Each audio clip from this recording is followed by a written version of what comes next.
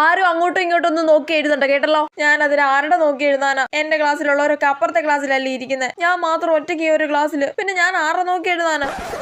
അവരെല്ലാരും ഇപ്പൊ അങ്ങോട്ടും ഇങ്ങോട്ടും നോക്കിയും ചോദിച്ചും ഒക്കെ എഴുതുന്നുണ്ടാവും. അമൃതയും കണ്ണാപ്പിയും ഒക്കെ ഇപ്പൊ പിങ്കീട് നോക്കി എഴുതി പാസ്സാവും. ഞാൻ മാത്രം ഒന്നും എഴുതാതെ ഇങ്ങനെ വായി നോക്കിയിരിക്കും. ആ കണ്ണാപ്പി എങ്ങനെ ഈ ക്ലാസ്സിലാക്കിയിട്ട് എന്നെ പിടിച്ച് അപ്പുറത്തെ ക്ലാസ്സിൽ ഇരുത്തി കൂടായിരുന്നോ?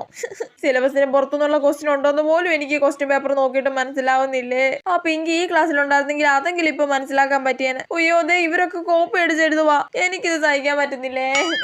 ആരും തിരികെ മറിയുകയോ ഒന്നും വേണ്ട കേട്ടല്ലോ. ആ അതെ മിസ് പറയുന്നത് കേട്ടില്ലേ, ആരും തിരികെ മറിയോ ഒന്നും വേണ്ട. എനിക്കോ കോപ്പി അടിക്കാൻ പറ്റുന്നില്ല, അതുകൊണ്ട് നിങ്ങൾ അങ്ങനെ കോപ്പി അടിച്ച് എഴുതണ്ടോ. അല്ല പിന്നെ ഇനി എക്സാം കഴിഞ്ഞ് പുറത്തിറങ്ങുമ്പോൾ അമൃതയുടെ കണ്ണാപ്പിയുടെ ലൂസിയുടെ ഒക്കെ മോത് സന്തോഷമായിരിക്കും. അയ്യോ അതെനിക്ക് സഹിക്കാൻ പറ്റുന്നില്ലേ.